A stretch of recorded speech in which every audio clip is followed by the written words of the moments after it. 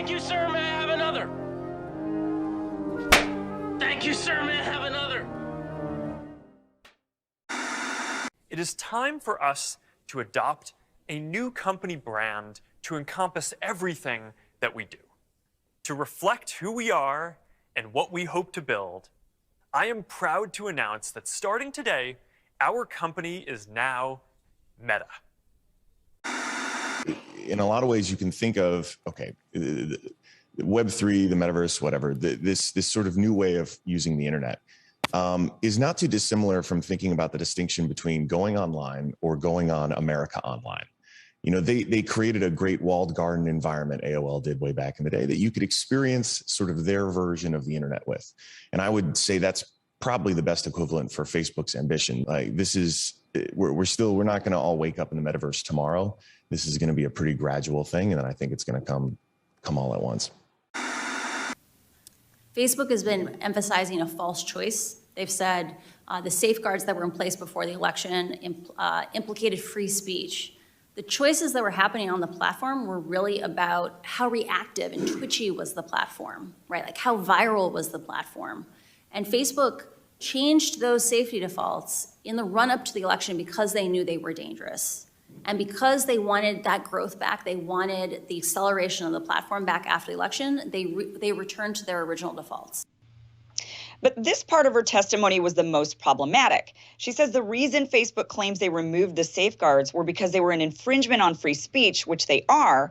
Facebook nor the government nor Haugen herself should be the ones to decide what is misinformation, hateful, or harmful speech, because these labels are usually in the eyes of the beholder and which side of the aisle the beholder happens to be on. Facebook and other big tech platforms have a history of censoring even truthful information if that information harms the candidate they favor, such as in the case of the Hunter Biden story, which reportedly Haugen was a member of the 200-person team at Facebook that censored that story. One part of this is Horizon Home, which is our early vision for a home space in the metaverse.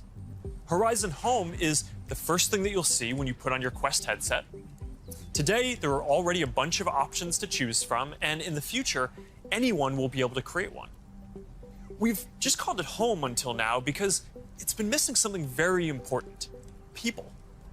Soon, we're going to be introducing a social version of home, where you can invite your friends to join you as avatars. You'll be able to hang out, watch videos together, and jump into apps together. Then, there is Horizon Worlds, which is where you can build worlds and jump into them with people. Horizon is designed to make it possible for everyone to create, and we're already seeing people build some really interesting experiences, from creating new games together to throwing surprise parties in VR that family and friends around the world can join.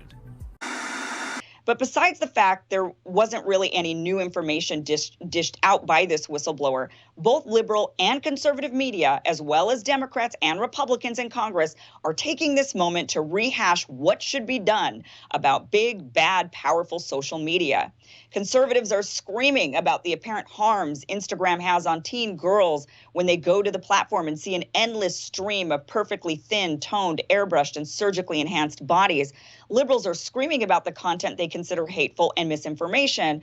Both now want to control the platforms to do something to keep society safe. Privacy and safety need to be built into the metaverse from day one. You'll get to decide when you want to be with other people, when you want to block someone from appearing in your space, or when you want to take a break and teleport to a private bubble to be alone. You're going to be able to bring things from the physical world into the metaverse. Almost any type of media that can be represented digitally: photos, videos, art, music, movies, books, games, you name it. Now, lots of things that are physical today, like screens, will just be able to be holograms in the future.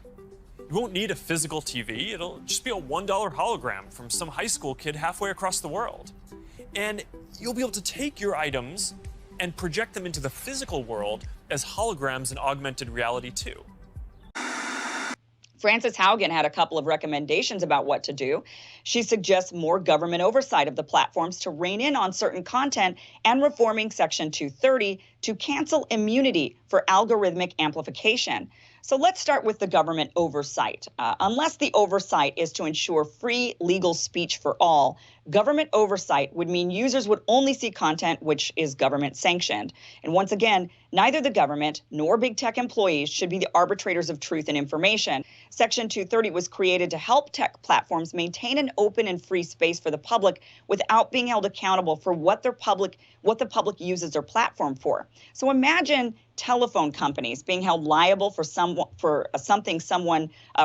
saying something racist or even plotting a murder over their telephone lines. If they were held accountable, they would start listening in to all of our calls to ensure we aren't using their services for a sinister purpose. I mean, imagine a telephone company suspecting you might use the phone for nefarious reasons, and so they cut your service or prevent you from dialing certain numbers.